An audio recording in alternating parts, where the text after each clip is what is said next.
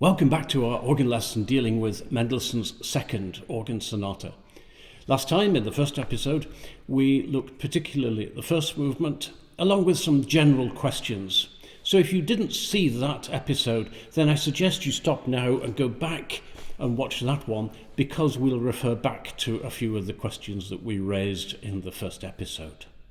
So this second sonata, we said, is very well worth playing because it's consistently high quality, it's got a great coherence, and technically it's not so demanding that it's impossible to approach. So today we're looking at the second and third movements, which follow on from each other directly because of that attacca direction at the end of the second movement. And that links the two movements, not only in terms of time, but also in a sense it suggests that there is some coherent link between the two, some common identity. We mentioned last time Mendelssohn's use of metronome marks, and apart from the second movement, these always feel a little bit fast in this sonata particularly. And Mendelssohn himself complained, if anything, that people played his music too slowly. So the fast tempo marks are rather in line with what we know of Mendelssohn's wishes. So when we look at the fugue, we notice that here, perhaps in particular, the tempo marking is a little bit faster than we might naturally have approached a fugue. But have you noticed something odd about the tempo marking as well?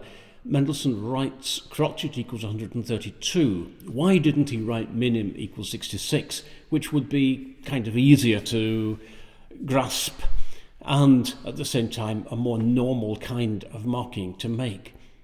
And I think perhaps Mendelssohn was thinking here in terms of fugue as being a rather old-fashioned style of writing, an old-fashioned texture, and so he thinks four in a bar, he thinks alla breve, and perhaps that is what he's got in mind with that tempo marking. We mentioned in the previous episode that Mendelssohn was living in a kind of parallel period where old-fashioned organists, of which there were many, I think, tended to look back to the 18th century approach to fingering, to articulation, to pedalling, while there was also a new school of playing which had its roots in the piano playing of the early 19th century, and this school of playing had modern fingering, which led to legato phrases, longer phrases, a new style of pedalling, which had more heels, and so on. And these two philosophies, in a sense, existed rather in parallel. Mendelssohn, we believe, probably belonged to the newer style because Mendelssohn was a great piano composer and pianist, as well as being an organist. And so we tend to think that in playing Mendelssohn, we should be applying many of the techniques of this newer school with mixed pedalling, with long legato phrases, and with modern fingerings. And also, incidentally, trills, very often starting on the main note rather than the note above, which was a feature of the older school.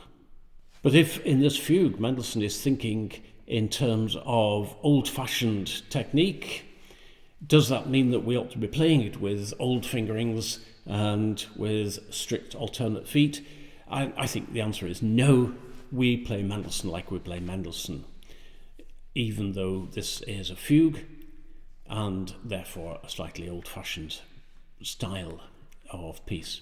Incidentally, one reader commented after the previous episode that perhaps Mendelssohn's tempo markings look too fast because he was using a different convention, and in fact the tempo markings should be half of the speed which is indicated. That is unlikely because Mendelssohn in fact tends to write exactly what he wants, so crotchet equals 132, there's no room for ambiguity there. These tempo markings are genuinely on the fast side, and that is actually what he wanted. But of course we have to use our musical judgment. We can't just simply play exactly a tempo marking that's written on a page, because things will differ from building to building and instrument to instrument, and as we've said before, even just how we feel we want to put the music across. All play in, and Mendelssohn would certainly have understood that as well as anybody. I tend to play this fugue, in fact, just a little bit under Mendelssohn's tempo, and I don't think he will mind very much. At least he's not complained yet. So what are the middle movement? If there is to be some kind of conceptual link between the movements, as indicated by that attacca, then we should expect the middle movement also to be rather old-fashioned in a sense. And really it is. It gives the impression it's a very pompous chordal texture, and it feels almost a bit like an overture, three-time, triple-time overture to something. It's almost tempting, in fact, with these dotted rhythms to overdot them a little bit, rather like a Baroque French overture, ta-ta-ta-ta, ta-ta-ta-ta. But we can't really do that because later on in the piece, the quavers coincide with a quaver movement in the pedal. But nevertheless, if we feel that we want to tighten those rhythms about as far as they'll go, again, I don't think that that is out of character. Because it's rather a slow tempo and it's marked FF, then I think a registration for that second movement with a 16-foot as well as the mixture is really called for. We mentioned last time that Mendelssohn does give an explanation of what he means by the various dynamic markings in terms of registration. So for FF, which is the case for the second movement, he's meaning what he terms volle Werk, which is an 18th century term meaning the main chorus on the main manual. So not full organ in a romantic cathedral organ sense, but nevertheless all the major stops on the main manual. As I say, I think in this particular case a 16-foot as well as mixtures. If you want a reed, you can. We can add a reed as well. I'm not doing, I think, today. For the fugue, the marking goes down to forte, which means getting rid of the biggest stops, certainly the 16-foot and the mixture as well, so that we're just left with the principal's chorus. That obviously is in order to clarify the texture rather, so that we can hear the fugue itself. Mendelssohn does exactly the same in the 6th sonata, I think, where there's a fugue. That also goes down to F for the fugue. So mixture and 16-foot off at that point, and reed off if you've got one out. At the end of the fugue, we go back to a kind of chordal section. Mendelssohn doesn't change his dynamic marking from F to FF at that point, but I think editorially we could probably do so and put those heavy stops back on again at that point.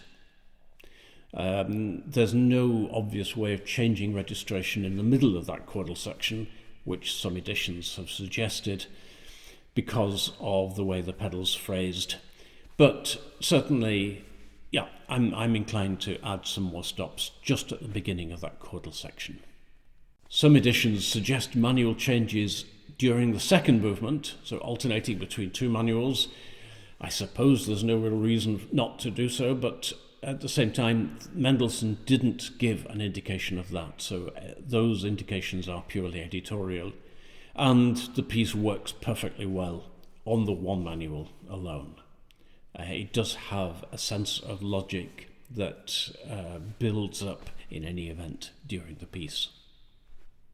So I will play it as written on a single manual.